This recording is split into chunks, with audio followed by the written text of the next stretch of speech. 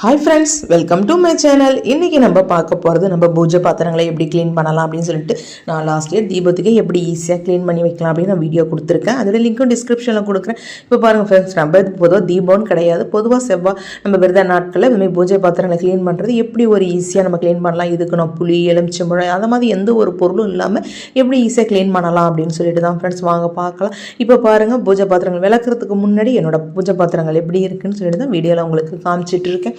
வாங்க எந்த ஒரு பொருளை வச்சு நம்ம ஈஸியாக செய்யலாம் அப்படின்னு சொல்லிட்டு, அதுவும் இந்த கிளைமேட்டில் மோஸ்ட்லி அதை எல்லாருமே என்ன பண்ணுவோம், அந்த தவிர்த்துருவோம். அந்த ஒரு பொருளை வச்சுட்டு தான் நம்ம அது குழந்தைங்க வயசானவங்களாக இருந்தால் கொடுக்குறத தவிர்த்துட்டு நம்ம செய்கிற பொருள் வந்து இந்த கிளைமேட்டுக்கு கண்டிப்பாக தயிர் இருக்கும். என்ன பண்ணுவோம், மழையாக இருக்குது புயல்னு சொல்கிறாங்கன்னு சொல்லிட்டு தயிர் ஊற்றிக்க, ஏன்னா கோல்ட் ஆகிடும்னு சொல்லிட்டு அந்த மாதிரி தயிர் இருக்கும்போது கொஞ்சம் எனக்கு புளிச்சு போயிருந்து அந்த தயிரை வச்சு நம்ம எப்படி இன்றைக்கி பூஜை பாத்திரங்களை க்ளீன் பண்ணலாம், எப்படி க்ளீன் பண்ணால் ஈஸியாக கை வலிக்காமையும் அதே சமயம் ரொம்ப சிம்பிளாகவும் இருக்கும், அதே சமயம் நம்ம சீக்கிரமும் செஞ்சிடலாம். இதுக்கான தேவை வந்து ஒரு 10 நிமிஷம் தான்.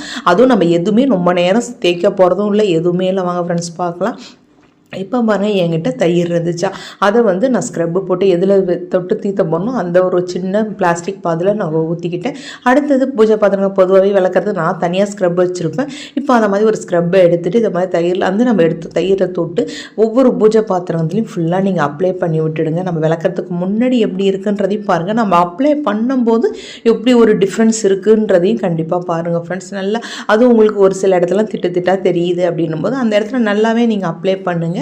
அதை மாதிரி நான் என்கிட்ட இருக்க எல்லா பூஜை பாத்திரங்களையுமே நான் அப்ளை பண்ணிவிட்டு உங்கள்கிட்ட காட்டுறேன். அதுவுமே பாருங்கள், நம்ம கற்பூரம் காட்டுறேன். அதில் பாருங்கள், நம்ம கற்பூரம் காமிச்ச பிறகு அந்த இடம் கருப்பாக இருக்கு இல்லையா, அந்த இடம் பாருங்கள். என்னோடய விளக்கில் நான் இது பண்ணும்போது எப்படி இருக்குது, ஏன்னா அந்த தீபம் எரிஞ்ச இடம் முன்னாடி கருப்பாக இருக்கும் இல்லையா, அந்த இடம் இதெல்லாம் இருக்கும்போது நம்ம எப்படி செய்யலாம் அப்படின்ட்டு நம்ம இந்த மாதிரி தயிரை தொட்டு நம்ம ஒவ்வொரு பாத்திரமாக தீர்த்தும் போது நமக்கு கீழே சிந்த தான் செய்யும். அப்போ என்ன பண்ணுங்கள், நம்ம படைக்கிற பெருசாக ஒரு தட்டு வச்சுருப்போம் இல்லையா, அதை நீங்கள் வந்து அடியில் வச்சுக்கோங்க. இப்போ பாருங்கள், நான் தயிர் அப்ளை பண்ணும்போது கீழே அந்த பெரிய பிளேட்டை வச்சுட்டேன்னா அதை வந்து இதை மாதிரி வச்சுட்டு செய்யும் போது நமக்கு தயிர் கீழே சிந்தாமல் அதை வச்சே நம்ம எல்லாத்தையுமே செஞ்சிடலாம். இப்போ பாருங்கள், என்னோட பாத்திரம் எல்லாத்துலேயுமே நான் அப்ளை பண்ணி வச்சு முடிச்சுட்டு உங்கள்கிட்ட அடுத்து என்ன பண்ணுறேன் அப்படிங்கிறதையும் பாருங்கள் ஃப்ரெண்ட்ஸ். இப்போ பாருங்கள், அதுவும் இந்த மாதிரி கிளைமேட்டில் கண்டிப்பாக நம்ம என்ன பண்ணுவோம், எல்லாருமே தயிர் வந்து சில பேர் வந்து இந்த கிளைமேட்டுக்கு கொஞ்சம் தயிர் போட்டு சாப்பிடுவாங்க, சில பேர் அதை அவாய்ட் பண்ணுறோம் இல்லையா.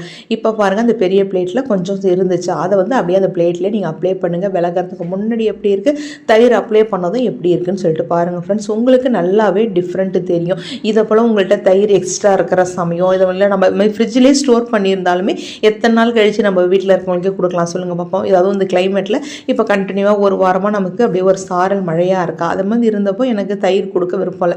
சரி, அந்த தயிர் என்ன பண்ணுவோம், புளிச்சு போயிடுச்சு, சரி எடுத்து ஊற்றிடலாமான்னு தோணும். அதை போல் சமயம் நீங்கள் இதை மாதிரி எடுத்து யூஸ் பண்ணுங்கள். இப்போ நான் அப்ளை பண்ணி முடிச்சுட்டு கரெக்டாக ஒரு 10-15 நிமிஷம், 10 நிமிஷமே நமக்கு அதிகமாக இருக்கும். இப்போ பாருங்கள், வச்சிட்டோம்னா அந்த தயிர் நம்ம அப்ளை பண்ணோம்ல அது எல்லாமே இழுத்து அங்கே பாருங்கள் நமக்கு ஒரு மாதிரி காஞ்ச போல் இருக்குது இல்லையா, இதை போல் இருக்கும். ஒரு 10 நிமிஷத்துலேயே எல்லாமே அப்படி இருக்கும். அப்போ என்ன பண்ணலாம் அப்படின்னு, இது எப்படி ஈஸியாக அடுத்து நம்ம க்ளீன் பண்ணலாம் அப்படின்ட்டு. அடுத்தது வந்து நம்ம இது மாதிரி தயிர் அப்ளை பண்ணுறேன், ஒரு பால் கவுல் இருக்குமா, ஒரு ஸ்மெல் இருக்குமா, அதெல்லாம் எதுவுமே இருக்காது. அப்ளை பண்ணும்போது ஃபஸ்ட் டைம் இருக்கும், நம்ம அடுத்து க்ளீன் பண்ணும்போது எதுவுமே இருக்காது. இப்போ பாருங்கள், நான் அந்த பவுலில் தயிர் வச்சுருந்தேன் இல்லையா, மீதி நம்ம அப்ளை பண்ணதுமே மீதி தயிர் இருக்கும் இல்லையா, அந்த தயிர்லேயே நான் 1 ஸ்பூன் அளவு சபீனா போட்டுக்கிட்டேன். உங்கள்கிட்ட சபீனா இருந்தால் போட்டுக்கோங்க, இல்லை நீங்கள் பாத்திரம் தேய்க்கிற வேறு ஏதாவது சோப்பு இருந்தால் கூட நீங்கள் அந்த தயிரோட மிக்ஸ் பண்ணிக்கோங்க. பண்ணிவிட்டு நீங்கள் அப்படியே ஒரு பாத்திரத்தையும் லைட்டாக அந்த நம்ம ஏற்கனவே தயிர் அப்ளை பண்ணலையே ஸ்க்ரப்பு, அந்த ஸ்க்ரப்பாலேயே இப்போ சபீனாவையும் அந்த தயிரையும் ஒன்றா மிக்ஸ் பண்ணிவிட்டு அதால் தொட்டு அப்படியே தீத்தும் போது என்ன ஆகும்னா நமக்கு நல்லாவே பளிச்சுன்னு இருக்கும். அதுவும் இந்த கற்பூரம் காமிச்சது முன்னாடி நீங்கள் பார்த்துருப்பீங்க, நல்லாவே கருப்பாக நமக்கு இருந்துச்சு. அடுத்து நான் விளக்கி நல்லா இது மாதிரி தேத்திட்டு அடுத்தது நான் கழுவின பிறகு உங்கள்கிட்ட காட்டுறேன் எவ்வளோ பளிச்சுன்னு சூப்பராக இருக்குது அப்படின்னு சொல்லிட்டு. வாங்க ஃப்ரெண்ட்ஸ், அடுத்தது நமக்கு எல்லாருக்குமே அங்கங்கே சின்ன டாட் வரும், அந்த டாட்லாம் வராமல் இருக்கிறதுக்கு என்ன செய்யணுங்கிறதையும் காமிச்சிருக்கேன். இப்போ பாருங்கள், நம்ம மோஸ்ட்லி பாத்திரத்தை விளக்குற இடம் நம்ம அது விளக்குற இடம் நல்லா க்ளீனாகவே இருக்கும். டேரெக்டாக யாருமே சிங்கில் போட்டு விளக்க மாட்டோம், ஏன்னா நம்ம நான்வெஜ் அதெல்லாம் அதில் செஞ்சுருப்போன்றதால அதில் யாருமே சிங்கில் அவ்வளோ சீக்கிரம் போட மாட்டோம் இல்லையா.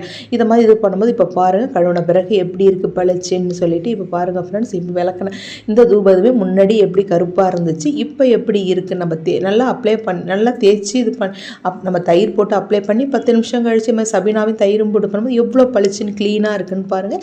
இதே போலே நம்ம அடுத்தடுத்த பாத்திரங்களை செஞ்சிடலாம். அடுத்தது நீங்கள் வந்து ஒரு பாத்திரமாக கொஞ்சமாக ரொம்ப நேரம் நம்ம விளக்கின பிறகு ரொம்ப நேரம் நம்ம காயிற போல் விட்டுட்டாலும் என்ன ஆகும்னா அது ஒரு மாதிரி பிடிச்ச போல் ஆகிடும். ஒரு 2 பூஜை பாத்திரத்தை பொறுத்தளவு ஒரு 2 பாத்திரம் விளக்குங்க. அடுத்து அதை கழுவி நீங்கள் கவுத்த போல் வச்சுட்டிங்கன்னா நமக்கு தண்ணி வடிஞ்சிருக்கும். நமக்கு சின்ன சின்ன புள்ளிகள் அதெல்லாம் வராமல் இருக்கும். இப்போ பாருங்கள், அடுத்து விளக்குறோம். விளக்கும் போது நமக்கு மெயின் பிரச்சனை நம்ம முன்னாடி அந்த கருப்பாக இருக்கிற இடம் தான். அந்த இடத்துல மட்டும் லைட்டாக தயிரை அந்த சபினாவை கலந்த இடத்த அப்படியே கையால் தொட்டு தீத்திட்டு அப்படியே நீங்கள் இது பண்ணுங்கள். மற்றபடி நம்ம வந்து கை வலிக்கெல்லாம் எதுவுமே தேய்க்க தேவையில்ல ஃப்ரெண்ட்ஸ். இதுக்கு புளி, எலுமிச்சை சாறு, சில ஈனோ, உப்பு அப்படின்னு சொல்லுவாங்க, அதெல்லாம் எதுவுமே நீங்கள் தேவையில்ல. வெறும் இந்த தயிரை போட்டு நீங்கள் அப்ளை பண்ணிவிட்டு அப்படியே தீத்தி கழுவுனீங்கன்னா நல்லா பளிச்சுன்னு இருக்கும் ஃப்ரெண்ட்ஸ். நீங்கள் அடுத்து இப்போ நம்ம என்ன பண்ணுவோம், வியாழக்கிழமை மறுவிழா கிழமை அதை போல் செய்கிறவங்களாம் பாருங்கள், அந்த ஒரு வாரம் ஆனாலும் சரி நம்ம விளக்கு நல்லா பளிச்சுன்னு சூப்பராக இருக்கும். இப்போ பாருங்கள் எவ்வளோ பளிச்சுன்னு சூப்பராக இருக்குது அப்படின்னு சொல்லிட்டு இதே போல் எல்லா பாத்திரத்தையும் நான் விளக்கி கழுவிட்டு உங்கள்கிட்ட காட்டுறேன். எந்த அளவு பளிச்சுன்னு இருக்குது வித்தியாசம் உங்களுக்கே தெரியும். இது மாதிரி கிளைமேட்டில் உங்கள்கிட்ட தயிர் இருக்குது, இல்லை நம்ம நிறைய தயிர் தொவிய வச்சுருக்கோம் அப்படின்னும் போது நீங்கள் கொஞ்சமாக இதை போல் எடுத்து நீங்கள் சபினா இது பண்ணி கூட நீங்கள் இது மாதிரி விளக்கி பாருங்கள், நல்லா பளிச்சுன்னு சூப்பராக இருக்கும். சில சமயம் நமக்கு வந்து இந்த சில பவுடர்லாம் விளக்குக்காக விற்கிறாங்களே, க்ளீன் பண்ணுறாங்க, அது வந்து சில பேர் ஸ்கின்னுக்கு ஒத்துக்காது. ஆனால் அந்த மாதிரி பிரச்சனை எதுவுமே இந்த தயிரை தொட்டு நம்ம விளக்கும் போது வரவே வராது ஃப்ரெண்ட்ஸ். நல்லா சூப்பராகவே இருக்கும். ஏன்னா விளக்குறதுக்கு சில பவுடர்லாம் வருது இல்லையா, அது சில பேருக்கு ஸ்கின்னுக்கு என்ன பண்ணுவோம், நம்ம ஸ்கின் ஒரு மாதிரி ஹார்டான போல் இருக்குது, இதுவாக இருக்குன்னு நினைப்போம். அது போலாம் எதுவுமே இல்லாமல் நமக்கு சூப்பராக வந்துடும். இப்போ பாருங்கள், நல்லாவே நான் எல்லாத்தையுமே விளக்கி முடிச்சாச்சு. எல்லாமே விளக்கி இது பண்ண பிறகு எவ்வளோ பளிச்சுன்னு இருக்குது அப்படிங்கிறது டிஃப்ரெண்ட்டாக நல்லா பாருங்கள் ஃப்ரெண்ட்ஸ். இது பூ போட்டு டெய்லி தண்ணி வைக்கிற இடம் இல்லையா, வைக்கிறது இல்லையா, அது எப்படி இருக்குன்றதையும் பாருங்கள். இப்போ பாருங்கள், எல்லாத்தையும் தண்ணி வடிஞ்ச பிறகு வச்சாச்சு. வடிஞ்ச பிறகு அடுத்து நம்ம புள்ளி விழாமல் இருக்கிறதுக்கு ஒரு காட்டன் துணி இல்லை பனியன் கிளாத் துணியை வச்சு நல்லா தொடச்சி எடுத்துட்டிங்கன்னா நமக்கு என்ன ஆகும், அதில் இருக்கிற சின்ன சின்ன டாட் கூட விடாது. நமக்கு மெயின் புள்ளியாக வரதுக்கு காரணம் என்னன்னா, நம்ம என்ன பண்ணுவோம், அந்த ஈரத்தோடு அப்படியே வச்சுருவோம். தண்ணி வடியாமல் இருந்தால் தான் நமக்கு அதை போல் இருக்கும். இதை மாதிரி ஒரு துணியை வச்சு தொடச்சி கொஞ்சம் நேரம் வச்சுட்டு நம்ம விளக்கு போட்டு நம்ம பொட்டு வைக்கும்போது நமக்கு எந்த ஒரு சின்ன டாட்மே இல்லாமல் சூப்பராக ரெடி ஆகிடுது பாருங்கள் ஃப்ரெண்ட்ஸ். நம்ம விளக்கிறதுக்கு முன்னாடி நம்மளோட பூஜை பாத்திரங்கள் எப்படி இருந்தது, இப்போ விளக்கின பிறகு எவ்வளோ நமக்கு ஈஸியாக இருக்குது அப்படின்னு பாருங்கள். நமக்கு இதுக்கு எந்த ஒரு பொருளுமே இல்லாமல் தயிரை கொண்டு எவ்வளோ ஈஸியாக க்ளீன் பண்ணலான்னு பாருங்கள் ஃப்ரெண்ட்ஸ்.